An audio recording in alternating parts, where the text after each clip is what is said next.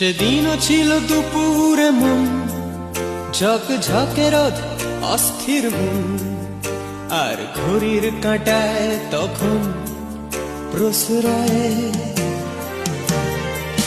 সেদিনের মতো কলেজের ক্লাস শেষ হয়ে গেছে, অবকাশ পাওয়া গেছে ফের দেখার আকাশ, নীলচে সময়।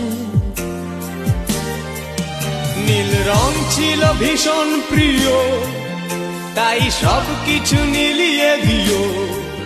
মনে পড়ে কি সেদিন বলেছিলাম তোমায়,